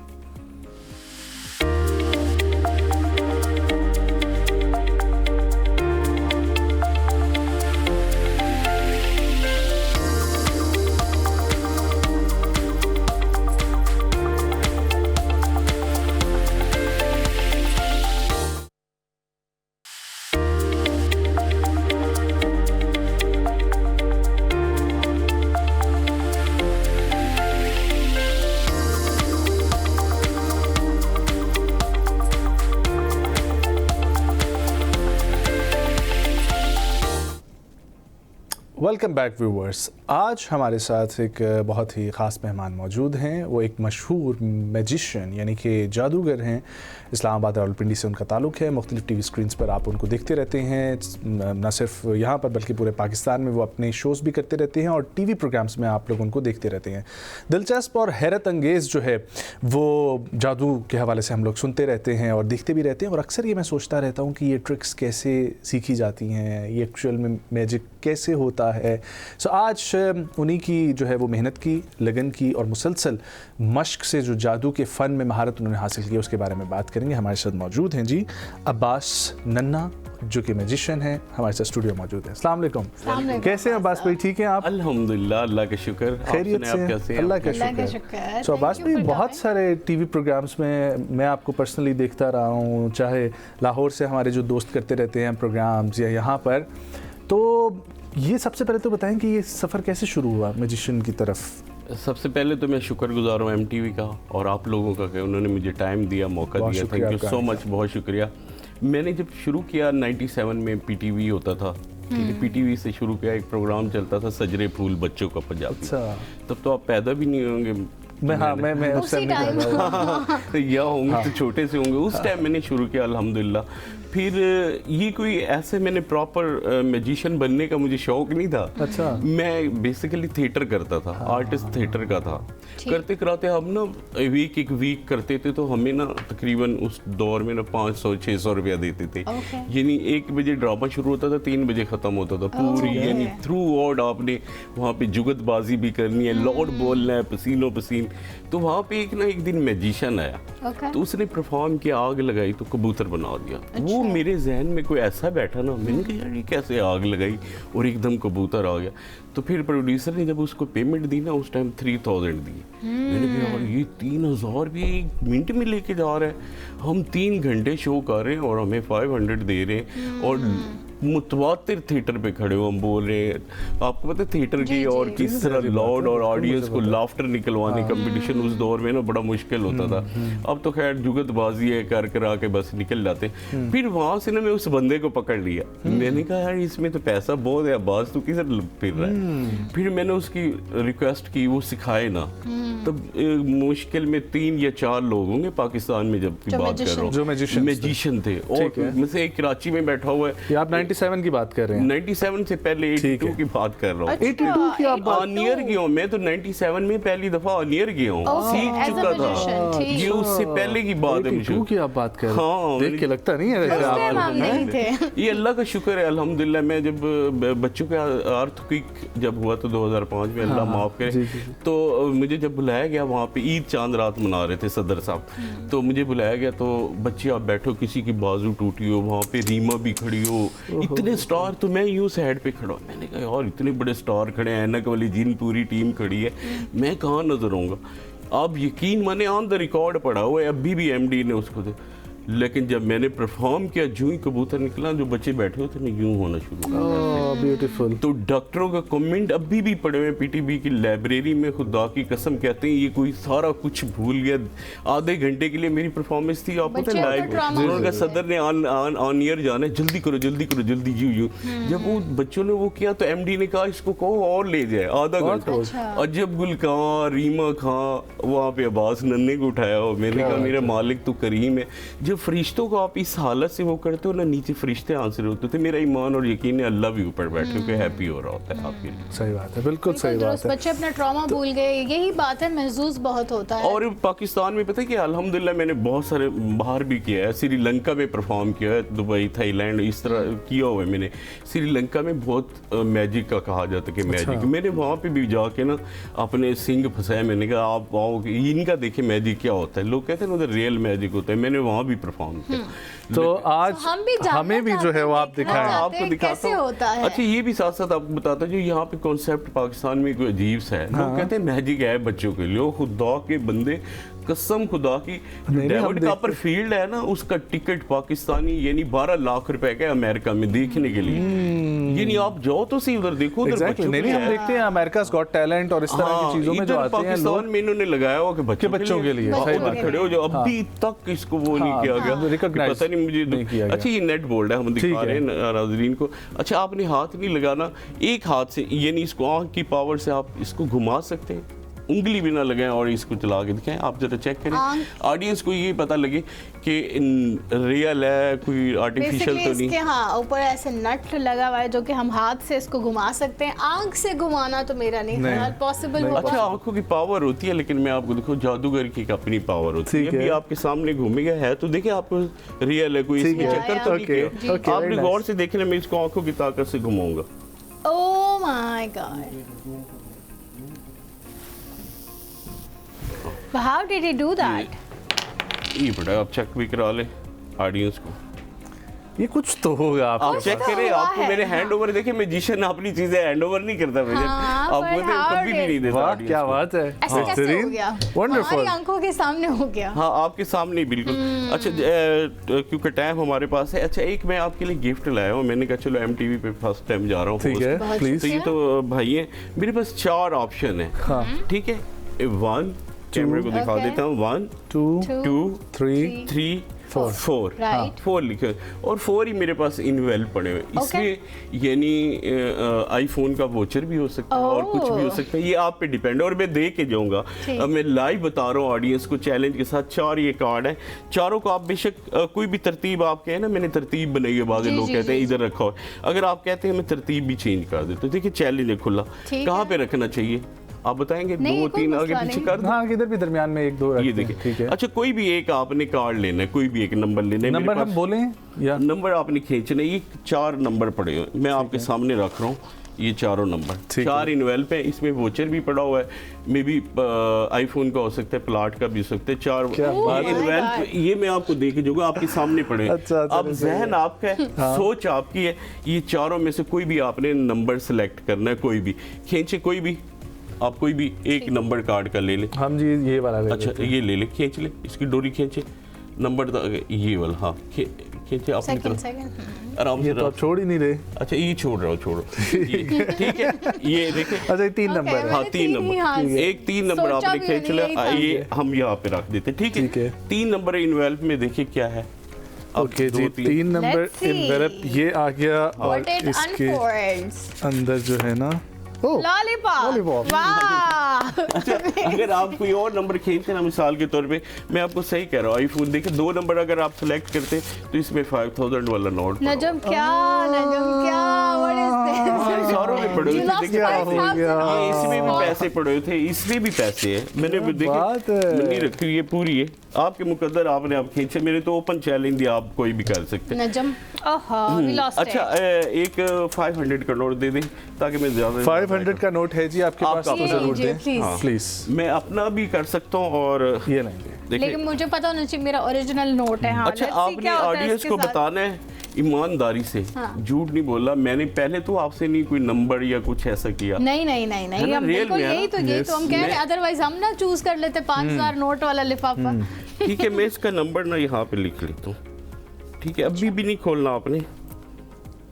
ओके ये नंबर सर आपने अपने हाथ में रखना, ठीक है अभी नहीं ओपन करना। ओके ठीक है। अच्छा ये नंबर मैंने 5000 बन जाएंगे। और प्लीज व्यूअर्स देखिए आप हमारे पैसे। हाँ ये नंबर आपको मैंने देख के लिखा। अच्छा आप ये देखना है कि 500 का 500 का नोट है ये आपके सामने, ये आप इसकी हालत देखिए, स्विच होगा, नंबर तो चेंज है ना। हाँ नंबर तो इधर लिखा हुआ है जो आपने। कौन सा नंबर है आपने देखा है इसका नंबर? नहीं मैंने नहीं, हमने नहीं आप देखे जरा नंबर एक दफा देख लो, वो वाला नंबर नहीं देखे। ठीक है 1311579 ठीक है रख लिया ज़हन में। नाज़रीन इन्होंने नंबर रख लिया, नोट भी इन्हीं का है और मैं कोशिश करता हूँ नंबर चेंज होगा, मैं कोशिश करूँगा कि चेंज कर जो हालात को। करेंसी चेंज नहीं होती पाकिस्तान की, लेकिन मैं कोशिश कर रहा हूँ कि आपके सामने ये पड़ा हुआ है 500 करोड़। ठीक है ऐसे करते हैं 1 2 3 बोलते हैं, ऐसे करके ये रख दिया मैंने 500। अब नोट का नंबर आपके जहन में है, वो वाला नंबर बोले, वही वाला नंबर है, यही चेंज कर दिया मैंने। ओहो ये कहाँ से खुलेगा, ये तो चिपक ही गया है यहाँ पे। ओके सो ठीक है। अच्छा ये वही वाला नंबर TA790395 नंबर वही वाला नहीं है? नहीं चेंज है ये नंबर। ये 500 निकाले, हाँ 500 निकाले, ये देखिए ठीक है, आगे पीछे से चेक कर ले बिल्कुल इसको। ठीक है ना करे मैं चेक कर भी लूँ चेक करे ना, ये पड़ा हुआ है ना करे रहने दे ठीक है। हाँ जी नंबर जो है ना वो चेंज हो गया, ये वाला नंबर ना यहाँ पर अभी 500 रुपए का मेरा नोट चलेगा। हाँ चलेगा क्या, दौड़ेगा आपका जो है ना ये 500 का नोट बिल्कुल चलेगा। पता चले मेरे 500 के नोट जो है वो बाहर चले ना, मजाक कर रहे हैं। ये न्यूज़पेपर, ठीक है न्यूज़पेपर। एक दफ़ा का वाक़या आपको सुनाता हूँ। हमारे घर में कुछ मेहमान है, मेरे घर वालों ने कहा जाओ हलवाई की दुकान पे जाकर दूध लो। मैं हलवाई की दुकान पे गया, देखा मेरे पास ना बर्तन था ना पैसे थे। मैंने कहा मैं तो जादूगर हूँ, क्यों ना अपनी जादूगरी से फ़ायदा उठाया जाए। आप इसमें दूध ले आए? मैं इसमें ऐसे कि दूध तो नहीं है, मैंने ऐसे करके ना दूध वाले ने दूध डाला, मेरा कहना मानते हो, ऐसे करके जैसे उन्होंने दूध डाला मैंने अखबार को ऐसे बगल में दबाया तो बाहर निकलने लगा। दूध वाले ने पकड़ लिया, कहता किधर मैंने कहा घर कहते दूध के पैसे। मैंने कहा इसमें दूध है नहीं, आपका दिमाग ठीक है? मैं तो खड़े बैठे खबरें पढ़ रहा हूँ आपके सामने। कहने लगा यार अल्लाह के वास्ते मैंने इसके अंदर दूध डाला है। मैंने कहा बाबा जी आपका दिमाग ठीक है, इधर से भी चेक कर लें। कहने लगा मैंने तो जिंदगी में किसी को 1 रुपया छोड़ा नहीं। मैंने कहा आपने जिंदगी में किसी को 1 रुपया छोड़ा नहीं, और मैंने जिंदगी में किसी को 1 रुपया दिया नहीं। अंदर वाला पेज खोल के भी दिखाओ, कोई बर्तन छत्तर नहीं है। मैंने इसी तरह अखबार को फोल्ड किया और मैंने दोबारा घर गया, घर जाकर अम्मी को कहा बर्तन दे। अम्मी ने कहा अब तो मेहमान जाने वाले, अब दूध लाएंगे। मैंने कहा आप छोड़े बर्तन दे। मैंने इसी अखबार पे मैजिक किया, जितना भी हलवाई ने दूध डाला था अखबार ने कहना मानते दूध देना शुरू कर दिया। हमने मजे से चाय बनाई और खूब इंजॉय किया, जैसे आप लोग मैजिक शो एंजॉय कर रहे हैं। ये बहुत अच्छा था, ये बहुत अच्छा था, क्या बात है। पानी कहाँ से निकला, नो वन नोस। ये अच्छा ये पाकिस्तानी सिक्का है, ठीक है? ये चेक करें, ये रियल है या चॉकलेट का बना हुआ है? रियल है जी, है रियल है, पक्की बात है। हाँ। टूटता तो नहीं? कड़क करके देखो जुबान से। उनको भी चेक करें, ये नहीं चेक करें आप। वो ना कहें कि इनके साथ मिला हुआ है, है ना? रियल है, बिल्कुल रियल है, नजर में पता। ठीक है, ये ये सिक्का है। अगर इस सिक्के को ना अब ये देखें आपके सामने, मेरे अंगूठे में इधर रख देता हूँ, ये सिक्का सॉलिड, ये आपके सामने यूं करते हैं ऐसे 1 2 3 बोलते हैं, ये सिक्का मेरे हाथों से गायब हो गया। ये देखिए बैग भी चेक करा देते आगे, फिर इसको लाएंगे ऐसे करके, ये वापस आ जाए। अच्छा फिर इसी सिक्के को सॉलिड है, ऐसे करते हैं 1 2 3 बोलते हैं, बोलने के साथ ऐसे करेंगे, आधा ले आएंगे इसको, हाँ। ऐसे मारेंगे फिर oh my God, this is क्या बात है। अमेजिंग। क्या I बात है, can stay the whole day here. क्या बात है ना? कितना मजे की जो है It's वो। so good. हाँ बिल्कुल, ये ना आपको पता है मैजिक कहते भी इसी को है जो मतलब हैरान कर दे और परेशान कर दे। ये मेरे पास एक बादशाह है, ठीक है, किंग, और हुक्म इसके का अंदर से हाथ नहीं गुजर सकता। देखिए चेक करें, हाथ गुजर सकते हैं? नहीं गुजर सकता जी, नहीं। प्रॉपर ऑपरेशन करते हैं भैया ना, बादशाह। हाथ नहीं गुजर सकता। हालांकि ये देखिए जादूगर है, जो चीज़ आपको हैंड ओवर कर रहा है तो वो किसी मकसद के लिए कर रहा होता है, उसे पता होता है।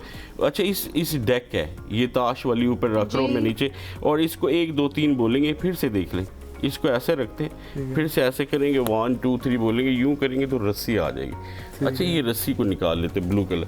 अगर आप चेक करें पीछे डेक शेक है तो कोई डेक शेक नहीं है। अच्छा एक रस्सी मैं आपको दे रहा हूँ, एक उनको पकड़ा रहा हूँ रेड कलर की। आपको जितनी भी अल्लाह ने ताकत दी है, मिसाल के तौर पे आपको तोड़ने की कोशिश करें, तोड़ने की नहीं, इसको गिरा लगाए और इतनी मजबूत गिरा लगाए कि मैं खोल ना सकूं। ठीक है, ऐसे करके। हमारे पास वक्त भी कम रह गया है, लेकिन प्लीज ऐसे जोर से ठीक है जी। मजबूत मैं ओपन ना कर सकूं, मैं खुद भी गिरा लगा सकता था, शायद आप समझते कोई गेम करके गिरा लगा रहे, है ना? मेरी भी गिरा तो कोई शक तो नहीं है, चेक भी कर ले, खींच के थोड़ा सा पुल करके देख ले, है ना? मजबूत है। अच्छा ये देखिए आपके सामने और रस्सी दे दे, रेड वाली, थैंक यू। 3 रस्सियां और तीनों के कलर अलग अलग, और रस्सी भी लगी और है, सिरों के ना कोने बांध दिए गए, ठीक है। यानी कोई ऐसा कोई चीज़ नहीं जो इसको क्रॉस करके चली जाए। लेकिन एक सेकंड में ऐसे सीजर लूंगा, मैजिक वाली 1 2 3 बोलूंगा, यूं करूंगा तो एक दूसरे को फाड़ती हुई रस्सियां एक दूसरे के अंदर जाएंगी, आपकी गिरा वैसे लगी हुई है। How is that possible? How? Beautiful. So Abbas साहब, क्या प्लान क्या है? इसको कोई इंटरनेशनल लेकर जाने का प्लान है या क्या मुद्दा है? बहुत अच्छा हुनर है आपके पास, इसको आगे मुंतकिल कर रहे हैं, लोगों में सिखा रहे हैं? अल्हम्दुलिल्लाह मेरे पास जो भी बंदा आया है, मैंने तो बहुत मुश्किल से, वो दौर और था, मोबाइल फ़ोन नहीं थे, यानी मैंने एक चीज़ भी सीखनी होती तो मुझे कराची पता नहीं कहाँ कहाँ जाना पड़ता था। यानी उस दौर में लोग ना ऐसे ट्रांसफ़र नहीं करते थे, बड़ा मुश्किल से अपना इल्म देते थे। लेकिन आप बड़ी खिदमत की। क्या कहना चाहेंगे आखिर में हमारी ऑडियंस से, अपने दोस्तों से, अपने चाहने वालों से? हाँ। चाहने वालों से ये कहूँगा, खुदा के लिए आर्टिस्ट की रिस्पेक्ट किया करें, खुदा की कसम। और इससे ये एक एहसास आदमी होता है। आप यकीन माने ना माने, ये बेशक घर से कोई भी प्रॉब्लम हो, क्योंकि आर्टिस्ट का यहाँ पे अजीब सी हालत होती है, ये बहुत बेचारे घर से ना परेशान भी होते, जो भी होते हैं, लेकिन आपके सामने खड़े होकर सब गम भूल के आपके बच्चों को खुशियाँ दे रहे होते थे। आप भी इनकी खुशियों का ख्याल रखा करें जहाँ की भी। बहुत शुक्रिया अब्बास नन्ना आपके आने के लिए, सलामत रहें, आबाद रहें। ख़वातीन और हज़रात, लास्ट सेगमेंट हमारा है हिस्ट्री का, और हिस्ट्री से रिलेटेड आज हम बात करेंगे एक ऐसी शख्सियत की जो 31 जुलाई को बर सग़ीर की अजीम रहनुमा हैं, मोहतरमा फातिमा जिन्ना, उनके योम पैदाइश के तौर पर उन्हें याद किया जाता है। वो बानी पाकिस्तान कायद आज़म मोहम्मद अली जिन्ना की हमशीरा हैं। एक मुमताज़ सियासतदान थी, रियासती खातून थी, मुसन्निफ़ा थी और समाजी कारकुन थी। उन्होंने तहरीक पाकिस्तान में कायद आज़म का भरपूर साथ दिया और क़याम पाकिस्तान के बाद जमहूरियत, अवामी हकूक़ और ख़वातीन के किरदार के फ़रोग़ के लिए अहम खिदमात अंजाम दी हैं।